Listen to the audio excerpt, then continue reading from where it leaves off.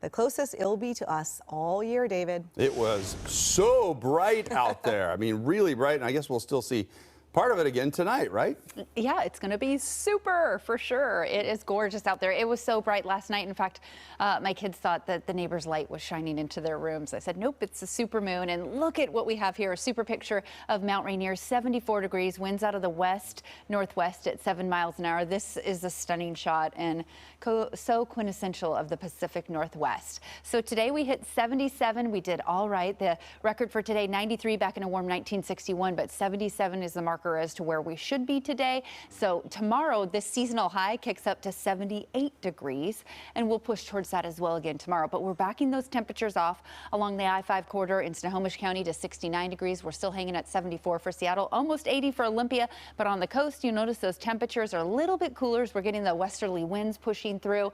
63 for Port Angeles and Sequim, Port Ludlow and Port Townsend, and up through Friday Harbor, we're feeling a cool 60 degrees. So again, those winds with our speeds sustained anywhere from just about 5 to 13, 14, 15, 16 miles an hour out of the west along the coast. We have had some wind gusts over the last hour, 18 to about 22 miles an hour. So those are relaxing some. We had some pushing a little more out of Hoquiam out of the west, but those should start to relax. But we'll nudge up some of the cloud cover as we get going into tonight. But as we get towards the weekend, especially into Friday and Saturday, we're looking at an area of low pressure, a disturbance that will push in potentially just a shot for a few scattered showers. So summertime sunsets tonight. It's going to be absolutely fantastic. 9:03 the sun goes down. We'll get that glow until about 10 o'clock at night. But again, overnight tonight, because of the clear skies, make sure you look up to stargaze and see that supermoon. 54 degrees.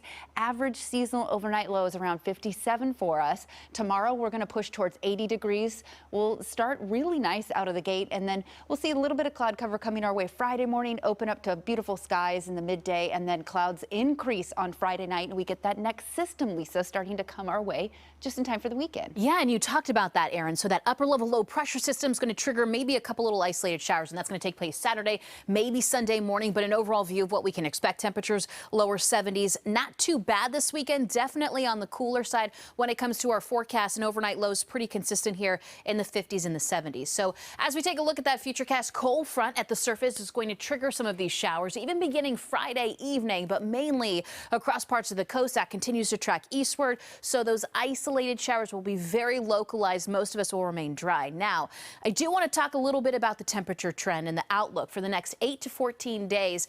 Here's what we can expect across the U.S. So everything in that red color, even that tan, that's going to be above normal in the next couple of weeks, which includes us here across Washington. So we're going to be above average. That trend looks like it is going to continue, right? And typically, like Erin mentioned, we should be in the upper 70s. That bounces up to around 78 here in the next couple of days. For the precipitation outlook across the state, we're going to be below normal. So not really seeing a whole lot of rain, and not only for us, but as we expand out all across parts of the plains as well. Now across the southeast, possibly a little bit above normal.